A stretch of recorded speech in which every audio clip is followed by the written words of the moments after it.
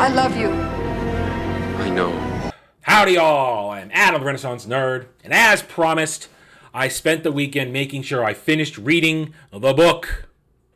So today I can bring you the next installment of my Star Wars Expanded Universe Informal Book Club featuring The Courtship of Princess Leia.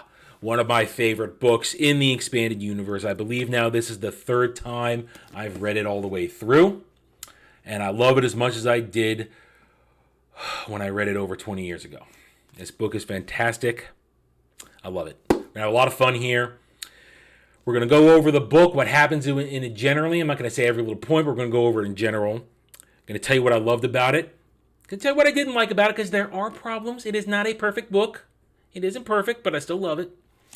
And then we're going to talk about the characters and how they are important, because one of the most important things, one of the most important differences when it comes to EU books compared to Disney Star Wars is the respect and love given to every character. And then we're going to talk about the fact that this book is immensely important. It is a foundation of the EU because it is the catalyst for things to come down the road. Without the events of this book, many things that happened 20, 30 years later in the Star Wars universe could not happen. All right, so what's going on in the Courtship of Princess Leia? General Han Solo, has been off in space hunting, fighting the warlord, Zinj, one of the remaining Imperial bigwigs who managed to gobble up enough power, enough planets to still pose a threat to the still young and fragile New Republic. Han comes home, 6 months, war-weary, borderline PTSD. He does have PTSD. There are some things in here, I'm going to cover it, where he mentions how broken he feels. Comes home, only to discover that Leia, fresh off her own deployment as an ambassador to the Hapes Consortium, 63 planets ruled by the Queen Mother Ta'achum. Leia's been off there, wants to bring them into the New Republic, bolster the New Republic forces so that they can stop Zinj and the other remaining warlords. Ho, ho, ho, but Han comes back, and after an extravagant presentation from Hapes, the Prince Isolde, who is the final gift, says, I am your final gift, Princess Leia Organa. Marry me, become the future Queen Mother of it all. Leia is, of course, taken back. She, at first, pretends to, I'm not going to do this, but Han, who is a little broken right now. As I said, he's basically suffering from a level of PTSD, war-weary, is massively jealous, and rightfully so. Another man has just stepped up and is trying to take his lady. Well, things happen, words are said, and Leia is being pressured to conform to help her people. Remember, Alderaan doesn't exist anymore. Duh. But there are Alderaanian survivors. And they want her to marry up, to bring wealth, to help restore, get a new world to Alderaan. It was revealed in this book that they have been trying to find a new Alderaan, a new planet to colonize, to restore the history, the culture, the beauty of the Alderaanian people. Leia feels a very, very, very big push to do this, and that's part of what we discover in this book. That's part of the calculus going on in her brain. That, and also Isolde he's a man. He's a beautiful man, long, wavy, blonde hair, deep gray eyes, muscular, manly, well-bred, well-behaved, well-mannered, dashing even. Shows that he's not a pantywaist. He's been out in the galaxy. He's been a pirate. He's done things. He sweeps her off her feet. Han is jealous. They end up fighting, and things are said. Why, you stuck-up, half-witted, scruffy-looking nerf herder. Who's scruffy looking? And Leia begins to wonder if she's even in love with Han anymore, because if he even is the man she fell in love with because of the way he's talking, the way he's behaving, coming back from being out there in the war. Meanwhile, as the story gets started, we get a glimpse of Luke. Luke, who now we know is fresh off the events of Heart of the Jedi, where he is now feeling the desire greater than ever to find and restore the Jedi Order. But Luke doesn't know how to be a Jedi. He's winging it. He's doing the best he can. He's been out there for months now, searching for Jedi artifacts, relics, information, knowledge that he can start to rebuild. Know what he's doing. He's off on a planet, finds something called Tula, the planet Tula, finds the remains of an Imperial assault on a small Jedi enclave that had escaped during Order 66. Finds a bunch of dead bodies, finds barely anything. Him and R2 come across using the Force. Mind you, he uses the Force to guide him. Very big thing in this theme. One of the biggest themes in this book is the fact that the Force is constantly guiding Luke, reminding us that that the Force, you got to give into it. You got to give into it and let it take you along the flow. The Force will provide. The Force will guide. Anyway, Chapter 2, Luke discovers a bunch of damaged video chips, video recordings or chips. Finally, he and R2 get one that shows a young Yoda from 400 years ago, middle-aged Yoda. Luke's remarking how spry he looks and that, talking about how they failed to recapture something on a planet called Dathomir. They were repulsed by the witches. They couldn't do it. So it's only a little bit of fragments, has no idea, but he knows something's wrong. And at that point, he has a Force vision. Dathomir, he gets a feeling that Dathomir is important. And then he probably forgets about it for a little while because he gets the news that Leia has been proposed to and that she looks like she's going to accept. Everybody's saying she's going to accept. And because she's fighting with Han now, she's questioning her feelings for him. She's allowing herself to be swept up by the grandeur, the dashingness of Princess Isolde, and also the pressure deep down inside that she needs to restore. She needs to not only help the New Republic, but help Alderanians, help restore Alderaan. So after events, especially after an event where there's an assassination attempt, it looks like it's on her, on the streets of Coruscant, she is saved by Isolde, and suddenly she's swooning. She's completely swooning. They kiss, like passion kiss, and you're thinking, oh no, what's going on? Han, meanwhile, knows that he's losing. He's already said to Isolde, I'm going to fight for her. You are not going to take her away from me.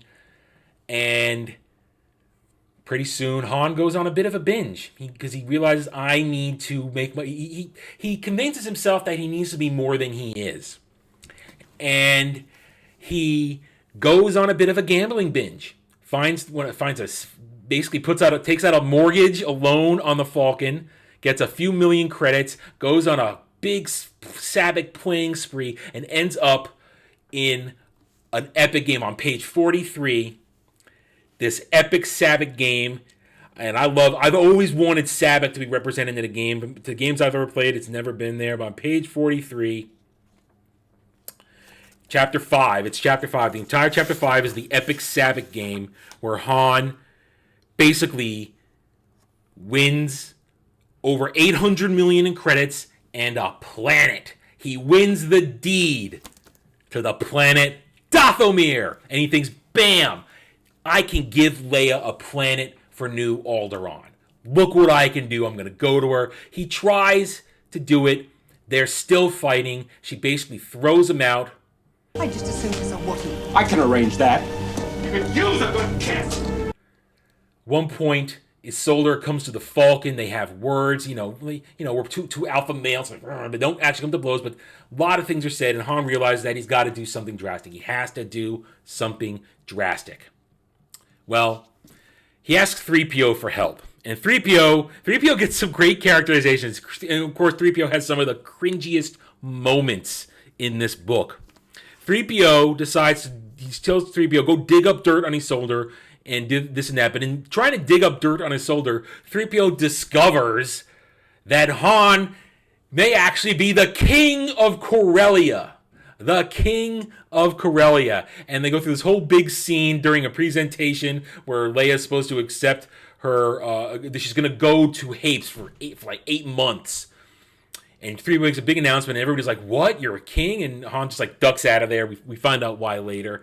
And it's this big thing, and it's hysterical. It's hysterical. It's also a little cringy later on. And then Han gets in his idea. He realizes that his back is up against the wall. Leia's going to leave for 8 months with Isolde. He has got one thing he's got to do. He's got to kidnap her. He's got to kidnap her and win her heart back.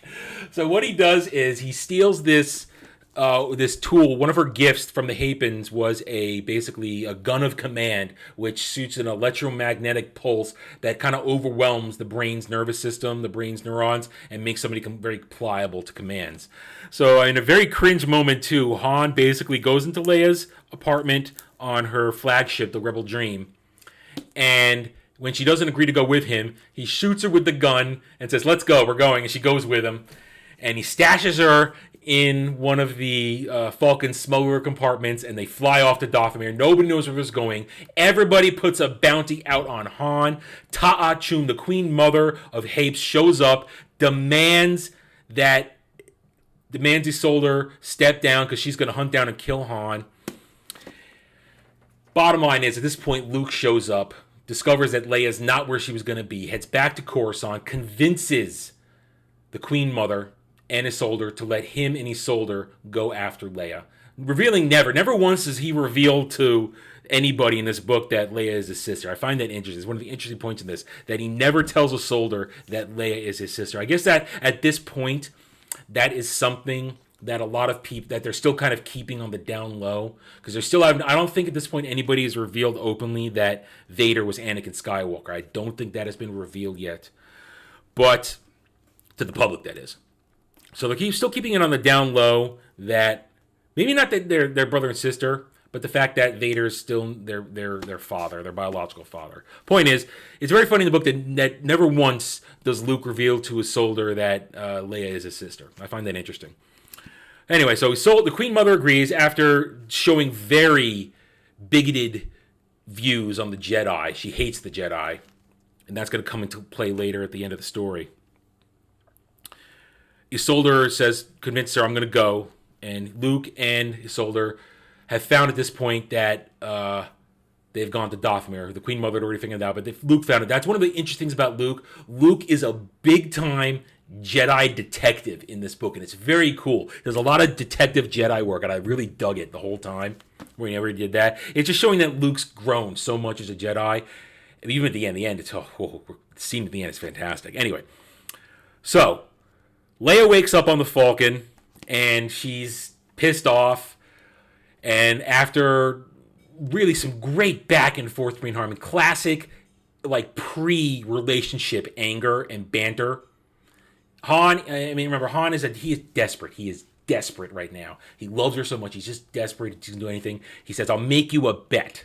7 days. Once we reach Dathomir, 7 days. If you fall in love with me within those 7 days, we're gonna get married, and we're gonna go off and have a life together. If not, then I'm gonna walk away, and you can go and be Queen Mother." Leia agrees. She's like, "Okay, fine." So Leia, I will admit, Leia's in full bitch mode for a good portion of this book. She's in full bitch mode. So they get to Dathomir. The problem is when they arrive on Dathomir, oh shit, it's deep in Zinj's territory. There is a freaking Imperial shipyard around the planet. The planet also happens to be a penal colony from thousands of years ago, and all kinds of stuff happens. They end up crash landing. At the same time, just as they end up crash landing, thanks to Luke's force abilities to have them navigate through the hyperspace lanes faster, Isolde and Luke arrive just as Leia and Han crash land on the planet. And mind you, remember, also Chewie and 3PO are with Leia and Han, mind you. Forgot to mention that. Chewie and 3PO are, of course, with Leia and Han. During the time, now begins basically the chase for a while on Dathomir. Because soon we discover that Dathomir is not only Imperial controlled, but it is also populated by Force witches. And we're talking real Force witches, not the crap that Dave Filoni came up with in Clone Wars. We're talking the real Force witches, the real witches of Dathomir. Not that crap that Filoni came up with. Oh, I don't like Filoni. Duh. Anyway, long story short, everybody's chasing each other around on Dathomir. Everybody gets captured by the witches. We get introduced to Tenennial Joe, who is one of our other female leads in the story. She is part of the whole witches thing is that they're basically a smaller version of the Hapes Consortium, where women are the dominant class. They are the dominant gender. They control everything. They capture men they want. They make them. They enslave them. They mate with them. They trade them around. They treat them like property. Just like basically that's the thing about the Hapes Consortium. The Hapes Consortium, dominated by women. They do whatever they want. They consider men lower life forms. I'm going to talk about that as a theme later on. It's very interesting the way this book does that. We also discover that the witches are, of course, as usual, when anything comes to the Force, divided into two camps. You have the regular witches, the regular clans, the tribes, who are light side, the light side of the Force. They don't believe in doing darkness. Then you have the Night Sisters, your dark side equivalent, who are, when you see them, severely dark side Force corrupted. Like purple blotches, bloodshot eyes, veins everywhere. It's disgusting. Very visceral descriptions of what the Night Sisters look like. You saw that Dave Filoni didn't even have the guts in Clone Wars to make the Night Sisters even look like Darkseid corrupted. It shows you how weak Dave Filoni is. I'm sorry if you're a Dave Filoni fan. I don't like the guy. I think he's been bad for Star Wars. That's a whole nother video. Anyway, a lot of stuff happens. Zinj discovers that Han is on Dathomir thanks to the leader of the Night Sisters, Getherian, I think is how you say her name. And she basically strikes a deal with Zinj. I'm going to give you Han Solo if you let me get off the planet. At this point, Luke realizes this is one of the reasons he was drawn to this planet. The Force is telling him he cannot let the dark side corruption of the Night Sisters escape Dathomir. It will be dreadful for the galaxy. Therefore, whole lot of stuff happens. Our two groups, Luke, Isolde, and R2, Han, Leia, Chewie, 3PO, are eventually reunited at the Good Witches base. They all decide to work together to stop the Night Witches, to try and stop Zinj. Later on in the book, Zinj envelops the planet in a series of satellites that are basically going to block out the sun, create an instant ice age. Gives them 3 days. And that's where at least one of the greatest moments in the entire story. Because remember, at this point, Han has been doing everything possible to try and win Leia's heart back. And he's been chipping away, and we get a lot of insight as to why Leia is doing maybe some of the stuff. Like I said, it's this compulsion to put others before herself. Been chipping away this and that, and Leia's through Han's perspective, through Leia's perspective, we slowly get to that realization, and then we get to the moment. Do I have it here? Damn,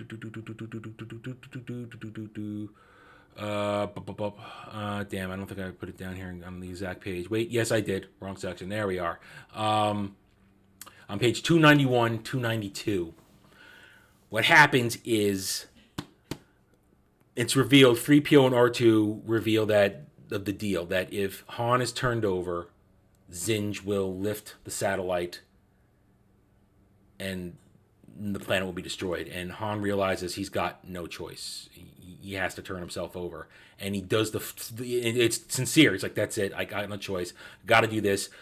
Isolde, Luke, you guys get Leia out of here. I'm going to go. And on page 291, 292, that scene,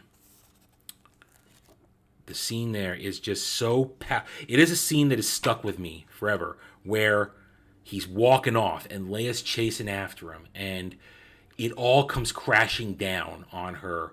The things that we've been chipping with, that the story talks about, that she's been putting everything else before her own desires, and she had forgotten things, and in a one moment she realizes that she's still so massively in love with Han, and they have this kiss and this discussion, and it's just the imagery of him walking away and she's just crushed. It's just so powerful. That image is stuck with me forever, and that moment there is just bam. And that is why I call this book a love letter to fans of Han and Leia, because right there you get it in full on page 291 and 292. Let's maybe read. Let's read a section here. Han is basically he's gonna blow himself up. He's got a very tiny thermal detonator. He goes to the Falcon, picks it up. He's planning to blow himself, Zarian, and anybody else he can blow up to just keep the witches from getting off and to try and slow down Zinj. And Leia's just trying to convince him, don't do this. And Han says, hey, don't take it too hard. You're the one who said I had to grow up, take responsibility for who I am. General Han Solo, hero of the Rebel Alliance. I figure if I play it smart, I can take out Zarian and all her damned cronies with her. I'll have to leave it up to his soldier to do something about the Zinj.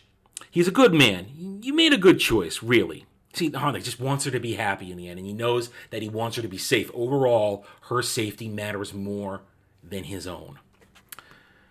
Leia heard the words distantly, realized with a shock how strange they sounded.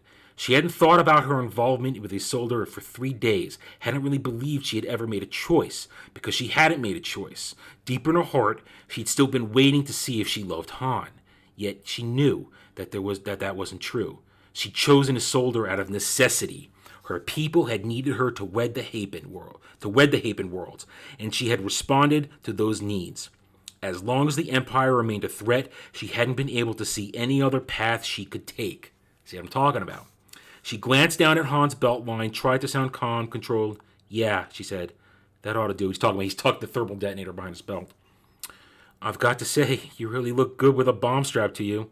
Han bent down and kissed her fiercely. Passionately, alpha move. And the blood thundered in her ears. Leia suddenly realized how much she had missed this feeling. Such raw, elemental fervor for a man. She looked over his shoulder. Chewbacca was putting tools away. The Wookiee looked at her mournfully, and Leia closed her eyes, leaned into Han, and kissed him harder. He broke away minutes later, gasping, Han. Leia began to say, but Han raised a finger. Don't say anything, he told her. Don't make me regret this more than I already do. And then he goes over to Chewbacca, and he says, I have to go now. And then she watches him walk off, the silhouette. I mean, that is just so powerful. I got chills right now. I love that moment. And right there, she realizes that she wants to yell. And then they, I'm sorry. I yelled right there. Sorry, I shouldn't stop because there's one thing right there. They basically redo. I love you. I know, right there. Han turned, looked at her. She could barely see his face at this distance, dark and insubstantial, almost an apparition. I like some things about you, she said. I like the way your pants fit. I know, Han smiled. He turned and began walking away. Han, Leia called out. She wanted to say, I love you, but she did not want to hurt him, did not want to say it now, and yet could not bear the thought of leaving it unsaid. Han turned to her, flashed a weak smile. I know, he called softly. You love me. I've always known. I love you. I know. He waved goodbye and jogged off into the deeper shadows. Respect for the source material. That is a beautiful redone moment of the scene in Empire Strikes Back. I love you, I know. That's just that shows you the love and attention. Now, of course, our heroes are victorious in the end. The evil is stopped. You can read about it yourself later. Now we're going to talk about what I love about this book. And of course, at the end of the book, they get married. Haha, big surprise. Big reveal, they get married at the end. This movie, it's a movie in my head. When I read it, I see it like a movie. I see all the stuff happening like a movie in my head. That's why I always say I didn't need Disney Star Wars to give me Star Wars. Whenever I read a book, it's a movie in my head. What I love about this book is the faithfulness and the wit. The comedy in this book, it's really great. It's really great. And the respect shown. That's what I really love about this book. The comedy and the respect shown to Star Wars. There are some really great moments in this. There's some really great lines. Some fantastic lines. Like on page 104, after they're in the shit of it, Han and Leia, she's still really pissed at him, and they've crash landed, and Han turns to her and says, "Well, I guess this is the end of our first day on Dathomir. It's been kind of uneventful. Do you love me yet? Are you ready to marry me?" I mean, it's just bam, alpha move. And then, of course, there's another one. Where is it? Here we go. On page 153, there's a line. After they've been captured by the Force Witches, and Han is basically... Leia's kind of working out so they don't kill him or sell him or something. And Han has been tasked with helping the local men and the local children farm these giant worms called the Woofa worms. And at one point, after he's pulled out, this thing's like 200 meters long. It's a fight to get it out. And the enemy goes, he discovers they basically use it for rope and leather spaghetti. And he goes, okay, great, Han realized. So I caught a rope. But the villagers here seemed to think it was a big deal. They were all ecstatic. Who knew what kind of reward they might give him? If they executed off-worlders, maybe being Han Solo, the heroic Woofa grabber, had just saved his life. I read that and it's fantastic. And then there, like I said, the comedy can also be really, really cringe. On page 181, 3PO trying to croon. Han has asked him to do whatever he can help, and 3PO being a loyal soldier to Han, because right now also thinks Han is royalty at this point, which he isn't. It's revealed at the end that Han knew damn well he wasn't royalty. He knew that his great-grandfather was a pretender. We're going to come back to that in a minute, and why it's so cool. 3PO on page 181, The Virtues of King Han Solo. This song he was written is so goddamn cringe when you read it, but it's just great. It's fantastic. It just shows you the love. But now we're going to talk about why this book is great in terms of respecting Star Wars. Right away,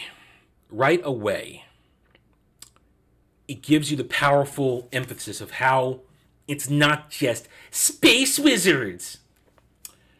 I mentioned earlier, Han is suffering from some serious PTSD. On page 2223, Han gives a speech to Leia about how he feels chasing Zinj, fighting the warlords.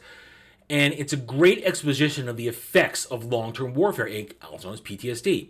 And it's a fantastic display where Han has grown beyond being just the smuggler, how he cares about everything going on here, and the devastation he's witnessed is just tearing apart. He describes basically their enemy as basically a Hydra. You cut off one head, two more appear, and the heads just keep coming no matter what they do. And it just, you listen to him talking, it shows that he is not going to be deadbeat Han Solo in The Force Awakens and abandon his family. This is a man who cares about the New Republic, loves Leia so desperately with the shit he does in this. He would never abandon her. Never would he abandon her. Never. It just makes the desecration by Disney all that more appalling. Again, as I mentioned earlier, the respect. You get into the nitty-gritty of Star Wars. This book shows you one great representation of alien species after another. I mean, it's fantastic to the point that you even see some aliens you hadn't heard of before at this point. The Sabbath game is just a great representation of the depth of the Star Wars universe. Also, moments like on page 78, we're talking about the Falcon. Leia is remarking on how basically horrible the Falcon is. The 3 droid brains that make up the Falcon systems. There's no Feminazi 1000 in here in the EU. There's no LGBT 1000, whatever you want to call it, elite, whatever it's called, elite. So no, it had nothing to do with alphabet community. I'm sorry. There's no elite. There's no the feminazi 1000. There's none of that stupid shit in here. No Solo with Star Wars story, and that's why this book is also great because on what page was it here? Where is it? Oh, come on. Han's lineage. Yeah, page 63. Even though 3PO gets it slightly wrong, page 63 is still the lineage of the Solo family from Corellia. Han was not simply walking up and saying, "What's your name? You're alone? Oh, we're going to call you Solo." No, Han has a family. He has a family history. Yes, it is a history of pirates, scoundrels, and ne'er-do-wells, but it's a history. He has an offshoot branch, the Sal Solos. We're going to get introduced to them later on. There is a Solo family. He is not just Solo because he was alone. Fuck Disney Star Wars. But it just shows you the beauty. Page 170, the real history of Dathomir. Thousands of years ago, a penal colony. A rogue Jedi who was trying to heal herself from a fall to the dark side arrives there, teaches the women the Force. They learn how to subjugate and pacify Rancors. Yes, Rancors. Rancors, they were writing Rancors in this 20 plus years ago, long before the High Republic has Jedi writing Rancors. Again, something else Disney Star Wars has pillaged. The real Dathomir history, not Dave Filoni Dathomir history. The real Dathomir history. How the Emperor found the Night Witches there, turned it into a penal colony again, put political prisoners that he didn't want to kill, just had to keep out of the way there, kept it interdicted. Remember, interdiction means hyperspace blocked, so that the witches couldn't get off. Remember, the Emperor, he wants to keep it, kept his dark side power to him. Doesn't need. Emperor believed in the rule of two. Couldn't have more than 2 Sith at a time. Granted, the Night Sisters aren't Sith, but multiple Dark Force users cramped his plans. Respect. Even coming in the ultimate form in 2 final ways before I go to the next part of this. Page 272, during the battle with the Night Sisters and their Imperial allies. Chewie finally rips the arm off of somebody for always saying, don't piss off a Wookiee. They'll rip your arms out of your sockets. Page 272, Isolde is fighting with Chewie. Chewie rips the arm off a Night Sister. Yes! And then at the very end, page 324, Luke gets his devotion to his quest. He gets what he was supposed to have. The witches had a fight with the Jedi, but they came to a peace agreement, a truce. And Yoda, with Yoda's vision, Yoda had Force visions. He could see into the future. That was one of his abilities. He knew that knowledge would have to be protected. He left with the Dathomir witches. Hundreds of data chips with Jedi knowledge. Not a handful of books in a corner. That shows you that Disney Star Wars doesn't know what the hell it's doing. That just a few books were Jedi knowledge. No, hundreds of data chips. Probably, they didn't say holocrons, but probably holocrons too. I don't think they'd come up with the term holocron yet when they wrote this. It wasn't a thing yet, so they didn't have it in here. That's a bit of a retcon. Holocrons come in later, but actual Jedi knowledge, not a handful of freaking books shoved in a shelf under a tree. Fuck you, Rian Johnson. That's why we love this book. This book is respectful, and it does, as I said, it respects the characters. It respects our beloved Holy Trinity. As we already talked about Han and his evolution. It continues Han's evolution. That he is not just a scoundrel. Even though he has some fantastic scoundrel moments, page 80 is Han at his best. But, we'll just go over. Before I go, let's go. Page 80, Han at his scoundrel best. When Leia is just super pissed at him. And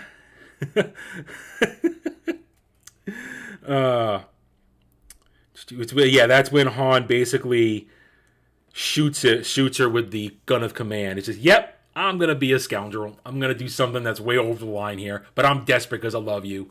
Boom. It's just. But then we got to talk about, like I said, we got to talk about Luke and Leia. Now, we're talking about Luke and Leia, and then a little bit about Isolde, and now leading into what this book means to the future of the EU. Leia, you would think she seems a little out of character in this, and that is one of my little bit of a beefs. This is one of my small beefs, so we'll talk about it now. One of my small beefs is that Leia feels a little out of character at times, but it's done well enough that it is explained. Like I talked about, you get more insight. At one point, let's see, on page 112, Han basically has a moment where he's watching her and he says she's so involved in everything that she probably doesn't even know. Han had seen Leia like this only a very few times, always when her life was in danger, talking about how angry she is. He had often thought that with his relaxed attitude, perhaps he enjoyed his life more than she enjoyed hers. When he saw her fierceness rise to the surface, he realized that she loved life more passionately, more deeply than he could. Perhaps it was her old Iranian heritage surfacing, her culture's legendary respect for any life, something Leia was forced to lay aside in her fight against the Empire. But always it surfaced, and Han kept finding that Leia was like that. She hid her feelings deeply, so deeply, that Han suspected even she didn't know what she felt. And that's what gave him the hope that her love for him was still in there. So you see, Leia is acting a little out of character. Like, how can she suddenly just fall out of love with Han? How can she suddenly be swept up by this? Well, the book does a good job of doing that. It may feel a little wrong, and I didn't like the way it was presented, but the book, Dave Wolverton, does a good job of crafting the reasoning and giving you reason. And again, on page 291, 292, the culmination of it where she realizes everything, that she has been putting herself behind, putting the wants of others before her own needs and desires. And it is just, it's lovely to watch. And then later on, Leia realizes that, like on page 212, she's talked to Isolde more. She hasn't really talked to him that much. She was swept up in the moment. She realized that he's acting on his own beliefs rather than maybe really loving her. I mean, you see what I'm talking about here. It's just great character portrayals, and it's fantastic. And most of all, we get a great Luke Skywalker in this. We get a combination of confident Luke, as I said, Jedi detective Luke, but at the same time, we get a Luke that isn't really sure of himself. That's why he's hunting all this knowledge right now, because he wants to make sure that he does it right. He doesn't screw up, because he is the last chance for the Jedi to be restored. And on 217, he gives this speech about the dark side, about salvation. Let's read it real quick. Let's go read that, because it's important. It's massively important to who Luke Skywalker is. Here we are.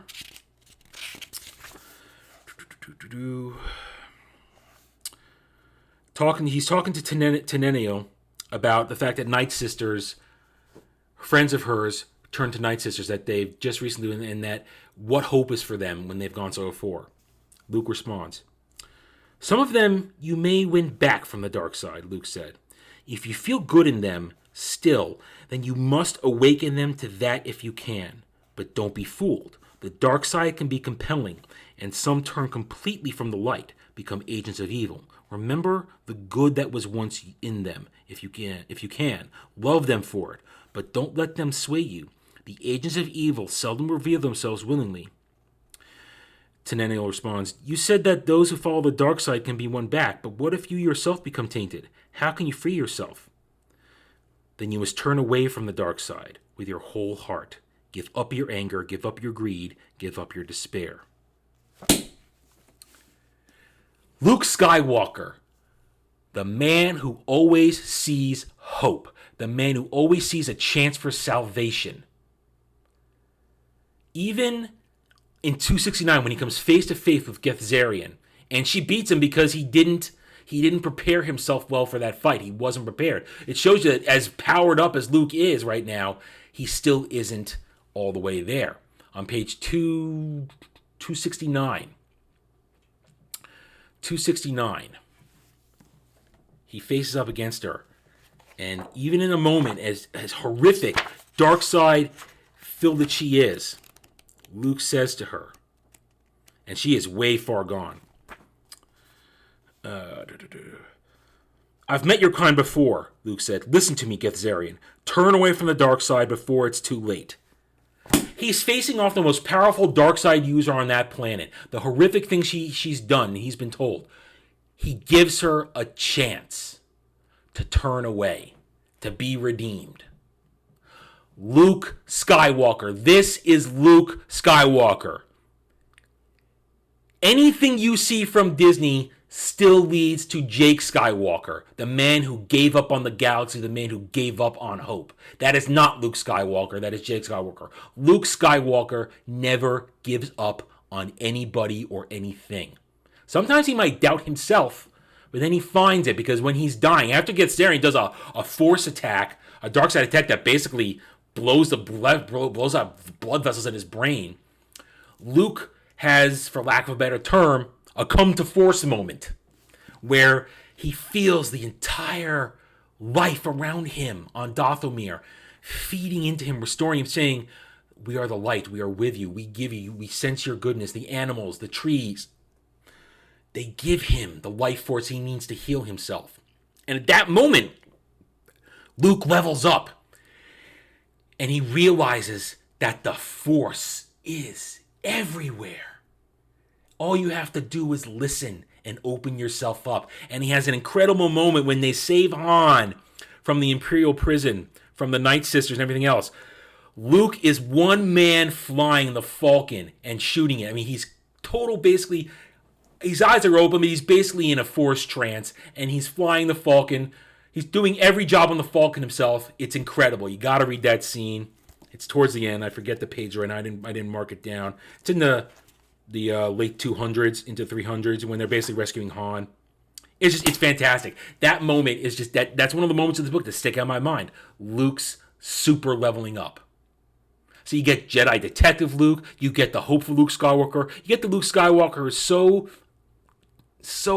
hell-bent on restoring the Jedi that he's desperate, but he still controls it. But he still doubts himself. Because he knows he has so much to learn. He's not, "I'm Rey, this is easy, look what I can do." No. He knows there's much more to learn. And that's why this is great, the portrayals of the characters. Now, as I said, there are a couple things that bother me in the book that weren't perfect. Like one, and this is an original first edition, so it's still wrong in this, they make Luke's lightsaber blue.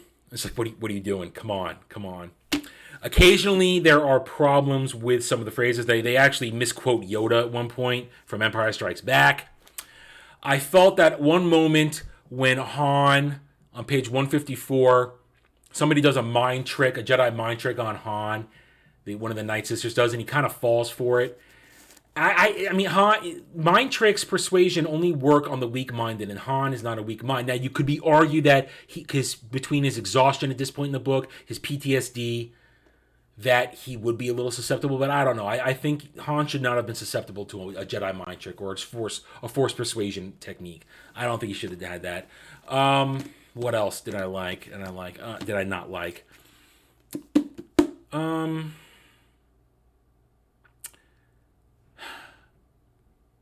Get a little annoyed. Like I said, I was annoyed at Leia's behavior through part of the book. Even though the reasoning is given, I didn't appreciate the way she was portrayed through part of the book. A little too bitchy. I think they hammed it up a little bit too much when she was being angry at Han. We're talking pre "I love you, I know" in Empire Strikes Back. We're talking pre kiss while repairing the Falcon. You know, I think they amped that up just a little bit too much. Other than that, that's really my only problems I really had with it.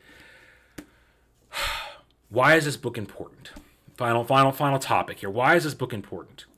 It's important for a couple reasons. One, it's very relevant for today, where we are constantly being told by SJWs, "Down with the patriarchy. If women were running things, it would be great. Matriarchy, women, feminism, women." This book does a fantastic job of showing you that a matriarchy can be just as corrupt as a patriarchy, just as bad at running things as a patriarchy. So bravo Dave Wolverton for showing us that. Ta'achum is a monster. She is a monster. And at the end, she's confronted by her son and his then chosen Tenennial Joe. I mean, Isolde falls in love with her. Duh, spoilers. And they go off, and that's why we lead to the importance of this book going forward. It's important for that theme today especially, but also the fact that the events of this book, the creation of the bloodline of Isolde and Tenennial, Han and Leia, the merging of the Solo and the Skywalkers, these two families, despite coming into a little bit of conflict in this book, but resolving and becoming friends, are... it becomes the foundation for so much wrong. I mean, little spoilers for down the road. Jason Solo, Han and Leia's firstborn son, one of the twins, the Solo twins, he falls in love with Isolde and Tenennial's daughter, Tenel Ka. They fall in love. They have a child together in secret, but they do. And Alana Solo is a fulcrum point for a lot of shit that happens after the Yuuzhan Vong War concerning Jason Solo and going forward. So this book sets up a lot of stuff. I mean, it even has a moment, and of course it didn't know this, but it's a great moment where... where is it? Leia is... Part of Leia's original mission was before Dathomir happened, she's supposed to go to the Roche system and mediate between the Barabels and the Verpines. Barabels are a lizard alien race, reptile alien race, and the Verpines are an insectoid. And they're having issues, and the Barabels are basically gonna kill and sell Verpine bits. And Leia, at one point on page 20, is showing her disgust a little bit for Barabels and lizard race in general. Ironically, it's so important. They didn't know it at the time, but it's so important. Maybe somebody went back and saw this. Leia's first master, when she is training to be a Jedi, is a Barabel. I think somebody went back. I want to say somebody went back. One of the lore masters of the EU went back and said, "Hey, Leia showed some disgust for Barabels in Courtship Princess Leia. Why don't we now have it come full circle that her first master is a Barabel, Saba Sebentine? Why don't we do that?" This is why it's great. This book has so much foundation for what goes forward. All right. I think I've talked it to death now. We've gone on for a while. So we come to an end. What are your thoughts? Did you enjoy this as much? Comment away about it in the comments. Talk to me about it. Go to the Geeks and Gamers forums. I'm going to have a thread there where you can talk to me about it there if you want. Next book. Tatooine Ghost. Let's go full screen here. Tatooine Ghost. I have never read this book. This will be the first time I've read this book. It came out in 2003. We are smack dab in the middle of the Yuuzhan Vong War, so I had no interest in going that far back in time to read a story about that because of so much had happened I couldn't do it. But here I am rereading things from beginning to end, and now I want to read Tatooine Ghost. So I'm looking forward to this when I read it. It's by Troy Denning, one of the best Star Wars authors, top 3 along with Timothy Zahn. Oof. Top 3. Troy Denning is an amazing. He understands Star Wars. He gets it. This is by all intents and purposes, this is a story about Leia and Han again. It's really a story about Leia. Luke plays no role in this as far as I know, from what I've been told and what I can see. So we're not going to be dealing with Luke in this. So it should be interesting. This is going to be all about Han and Leia, and with some Chewie and R2 and 3PO. Or maybe just 3PO. I don't know. I think just 3PO. Either way, I'm looking forward to this. What is the date today? Today is Monday, August 30th. Oh boy. Next weekend is Labor Day, and we're coming up on that also. I'll announce that later. I have an announcement to make for the channel. We'll do that later this week. Let's see. Why don't we say, let's give it some time again because of Labor Day. The week of September 20th. Get your hands on a copy, audio, physical copy, digital, whatever. Do your best. If you want to join in any way, shape, or form, the week of September 20th, I will post my discussion video on Tatooine Ghost. I will make a separate video to announce this as well for those who have not gone all the way to the end here. All right. Thank you for watching this video, guys. I hope you enjoyed it. Hope you are enjoying as we travel down the EU. If you liked it, a like would be appreciated. Comment away. If you're new here, subscribe to our YouTube channel. Follow me on Odyssey. And if you love this, share this. We can't let people get black-pilled on Star Wars. Cannot let people get blackpilled. Gotta do it. Gotta show them the beauty of the expanded universe. All right, thank you for watching this video. Take it easy. Thanks for watching, everybody. I don't do Facebook. I will never do Twitter. If you want to reach out to me, just email me. It's purely for this channel. I will not miss your communication. Check me out at the Geeks and Gamers forums under @ROAS. Join me in conversations there, among many others. And I'm now on Odyssey @The Renaissance Nerd. Follow me there as well. Help us keep fighting to return escapism to entertainment. Thank you again for watching. See you next time.